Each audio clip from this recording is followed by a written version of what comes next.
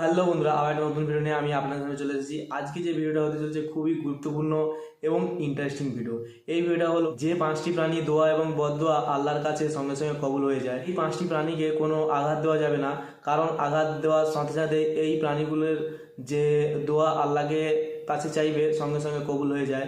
তো এই ভিডিওটা রিয়েকশন ভিডিও হতে চলেছে বন্ধুরা, তো ভিডিওটা মন দিয়ে দেখবেন। তো দেখুন বন্ধুরা ভিডিওটা।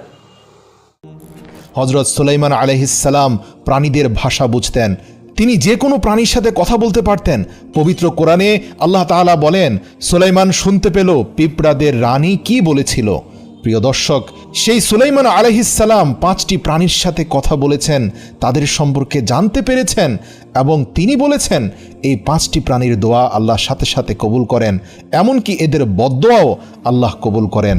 আপনার চারপাশে থাকা এই 5টি প্রাণী সম্পর্কে বিস্তারিত জানতে তথ্যবহুল ভিডিওটি শেষ পর্যন্ত দেখুন। একবার হজরত সুলাইমান আলাইহিসসালামের নিকট খবর এলো এক ব্যক্তি একটি কুকুরকে বিষ খাইয়ে মেরে ফেলেছে। খবর পেয়ে হজরত সুলাইমান আলাইহিসসালাম তৎক্ষণাৎ সেই ব্যক্তির বাড়িতে হাজির হলেন।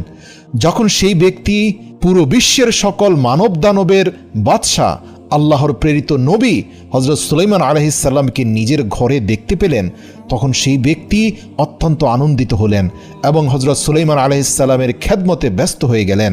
উল্লেখ্য, হজরত সুলাইমান আলাইহিসসালাম পৃথিবীর সবচেয়ে প্রভাবশালী এবং শক্তিশালী বাদশাহ ছিলেন, যাকে সাধারণ মানুষ দেখে কখনো ভয় পেত না, শুধুমাত্র অপরাধীরাই ভয় পেত, কেননা হজরত সুলাইমান আলাইহিসসালাম ছিলেন ন্যায় বিচারক।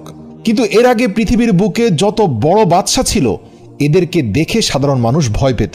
তো সেই ব্যক্তি আল্লাহর নবী হজরত সুলাইমান আলাইহিসসালামকে বলল, হে আল্লাহর নবী, আপনি কেন কষ্ট করে আমার বাড়িতে আসতে গেলেন? আপনি আমাকে হুকুম করতেন, আমি নিজে আপনার বাড়িতে হাজির হতাম। হজরত সুলাইমান আলাইহিসসালাম সেই ব্যক্তিকে বলল, তুমি তোমার পুরো গ্রামবাসীকে এখানে ডেকে জড়ো করো। আমি তোমাকে একটি কথা বলতে চাই, যদি আমার কথার উপর আমল করতে পারো তাহলে তোমার পরবর্তী বংশধর অভিশাপের হাত থেকে বেঁচে যাবে। যদি তুমি আমার কথার উপর আমল না করো তাহলে তুমি এবং তোমার পরবর্তী বংশধর ক্ষতিগ্রস্ত হয়ে যেতে পারো আল্লাহর অভিশাপে। অতঃপর সেই ব্যক্তি পুরো গ্রামবাসীকে জমা করলো। যখন সবাই জড়ো হলো, তখন হজরত সুলাইমান আলাইহিসসালাম বললেন, 5টি এমন জানোয়ার এবং পাখি রয়েছে, আল্লাহ তাআলা এদের দোয়া এবং বদদোয়া সঙ্গে সঙ্গে কবুল করেন। যদি কোনোভাবে অন্যায়ভাবে তুমি এদের গায়ে হাত তোলো, কষ্ট দাও, ব্যথা দাও, হত্যা করো, তাহলে এদের বদদোয়া আল্লাহ পাক সাথে সাথে কবুল করবেন, তুমি শেষ হয়ে যেতে পারো।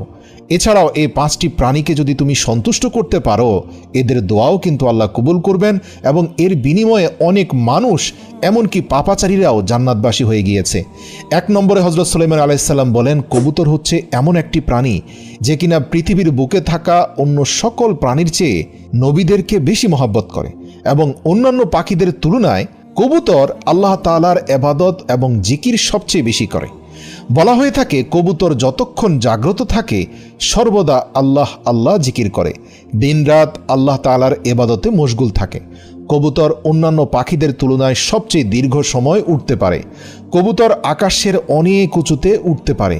এমনকি যখন কোনো ঈগল পাখি কবুতরকে ধরার জন্য তাড়া করে, তখন কবুতর ঈগলকে ছাড়িয়ে আকাশের আরও অনেক উঁচুতে উঠে যায়, যতটা উচ্চতায় ঈগলও উঠতে পারে না। এভাবে কবুতর নিজেকে ঈগলের হাত থেকে বাঁচাতে সফল হয়। আর কবুতর মনে করে যে আমি যতটা উপরে উঠতে পারবো, আল্লাহ তাআলার ততই কাছে পৌঁছতে পারবো। অলৌকিকভাবে আল্লাহ পাকও এই পাখিকে সবচেয়ে উঁচুতে উড়ার ক্ষমতা দিয়েছেন। 2 নম্বরে হচ্ছে হজরত সুলাইমান আলাইহিসসালাম বিড়ালের কথা উল্লেখ করেন। হজরত সুলাইমান আলাইহিসসালাম বলেন, আমি অনেক ফরেজগার এবং আল্লাহ ভীরু মানুষকে দেখেছি যারা আল্লাহ তাআলার স্মরণে, ইবাদতে নিজেদের দিন এবং রাত্রি অতিবাহিত করত, কিন্তু আল্লাহ তাআলা এই ব্যক্তিদের দোয়াও ততটা দ্রুত কবুল করেন না যতটা দ্রুত আল্লাহ তাআলা বিড়ালের দোয়া কবুল করেন। বিড়ালের দোয়া এবং বদদোয়া খুব দ্রুত কবুল হয়ে যায়। বিড়ালের দোয়ার প্রচণ্ড প্রভাব রয়েছে। বিড়াল যার জন্য দোয়া করে সে খুব দ্রুত সফল হয়ে যায়। পাশাপাশি বিড়ালের বদদোয়াও অনেক খারাপ হয়ে থাকে। বিড়াল যাকে বদদোয়া করবে সেই ব্যক্তি দুনিয়া এবং আখিরাতে বরবাদ হয়ে যাবে। আল্লাহ রাসূল সাল্লাল্লাহু আলাইহি সাল্লামের একটি বিখ্যাত হাদিস রয়েছে। আল্লাহ রাসূল সাল্লাল্লাহু আলাইহি সাল্লাম বলেন, আমি এক মহিলাকে জাহান্নামের আগুনে মেরাজের রাত্রিতে জ্বলতে দেখেছি। সেই মহিলা একটি বিড়ালকে তার ঘরের মধ্যে এমনভাবে বেঁধে রেখেছিল যে তাকে কোনো খাবার বা পানীয় দেয়নি, আর বিড়ালটিকে ছেড়েও দেয়নি যে সে নিজেই নিজের খাবার সংগ্রহ করতে পারে। অতঃপর এভাবে ক্ষুধা যন্ত্রণার কষ্ট দিয়ে, তৃষ্ণার কষ্ট দিয়ে সে বিড়ালটিকে হত্যা করে। এবং সেই ব্যক্তির যাবতীয় সকল আমল আল্লাহ তাআলা নষ্ট করে দেন, অভিশপ্ত অবস্থায় সে জাহান্নামে প্রবেশ করে। এরপর হযরত সুলাইমান আলাইহিস সালাম বলেন, চড়ুই হচ্ছে এমন একটি পাখি যাকে আল্লাহ তাআলা অনেক পছন্দ করেন। এবং হযরত সুলাইমান আলাইহিস সালাম চড়ুই পাখির 3টি বৈশিষ্ট্য বর্ণনা করেছেন। সর্বপ্রথম, চড়ুই পাখি যখন সকাল ভোরে ঘুম থেকে উঠে তখন সবার আগে আল্লাহ তাআলার নামের জিকির করে। 2 নম্বরে, চড়ুই অত্যন্ত নিষ্পাপ একটি পাখি, এদের মধ্যে কোনো চতুরতা পাওয়া যায় না। 3 নম্বরে, চড়ুই পাখি আল্লাহ তাআলার উপর সবচেয়ে বেশি ভরসা করে। চড়ুই পাখি যেখানেই কোনো খাবার খায় সেখানের খাবার খেয়ে পেট ভরার পরে কোনো খাবার নিয়ে যায় না, বাকি খাবার অন্য পাখিদের জন্য রেখে চলে যায়। সে পরের দিনের জন্য আল্লাহর উপর তাওয়াক্কুল করে। সে বিশ্বাস করে যে আল্লাহ তাআলা তাকে পরের দিনও একইভাবে রিজিক দিবেন। আর সে মনে মনে বলে, আল্লাহই আমার জন্য যথেষ্ট, আল্লাহ আমার রিজিক দাতা। প্রত্যেকটি চড়ুই এই জিকির করতে থাকে এবং তারা বিশ্বাস করে ভবিষ্যতের জন্য কোনো কিছু জমা করার প্রয়োজন নেই, কেননা জীবন মৃত্যু আল্লাহর হাতে, সুতরাং রিজিকও আল্লাহই পাঠাবেন। 4 নম্বর হচ্ছে, হযরত সুলাইমান আলাইহিস সালাম বলেন, মানুষেরা বলে কুকুর একটি নাপাকি প্রাণী, আর এ কারণে মানুষ কুকুরকে হত্যা করে। মানুষ মনে করে কুকুরকে মারলে কোনো গুনাহ হয় না। নাউযু বিল্লাহ, এটা অত্যন্ত ভ্রান্ত একটা ধারণা। ইতিহাসে এমন অনেক ঘটনা ঘটেছে যে কুকুরকে মারার কারণে, কষ্ট দেওয়ার কারণে কুকুরের বদদোয়ায় অনেক মানুষ ধ্বংস হয়ে গেছে। একইভাবে একজন চরিত্রহীন নারী ঈমান ও একটি মাত্র ন্যাক আমলের বদৌলতে আল্লাহ পাক তার অতীত জীবনের গুনাহ মাফ করে দেন। কোরআনুল কারিমেও কুকুরের ব্যাপারে বর্ণনা রয়েছে। কোরআনুল কারিমে সূরা কাহাফের মধ্যে আসহাবে কাহাফের সেই যুবকদের সঙ্গী এক কুকুরের কথা আল্লাহ বর্ণনা করেছেন, যেই কুকুরটি আল্লাহ তাআলার সেই নেক বান্দাদের প্রতি মহব্বত থাকার কারণে জান্নাতে যাবে। সুবহানাল্লাহ।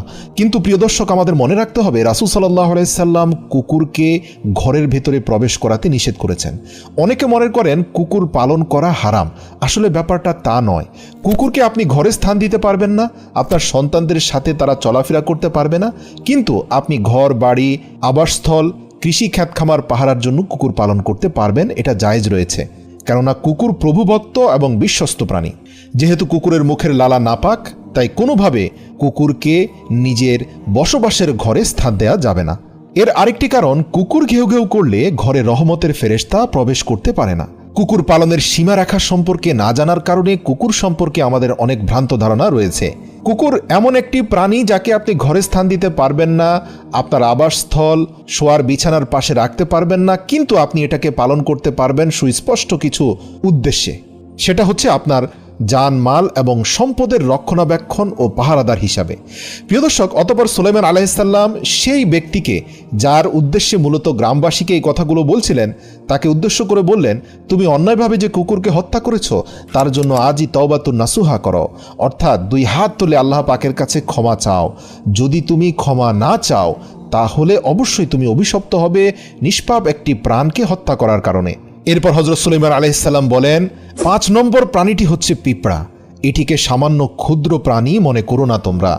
একে যদি পায়ের তলায় পিষে আমরা মেরে ফেলি, অনেকে এটাকে সাধারণ ব্যাপার মনে করতে পারে, কিন্তু মানুষ যদি পিঁপড়ার মর্যাদা সম্পর্কে জানতে পারত তাহলে ভুলেও কখনো নিষ্পাপ পিঁপড়াদের ক্ষতি করত না। পবিত্র কোরআনের একটি পূর্ণাঙ্গ সূরা রয়েছে যার নাম সূরা আন-নামল।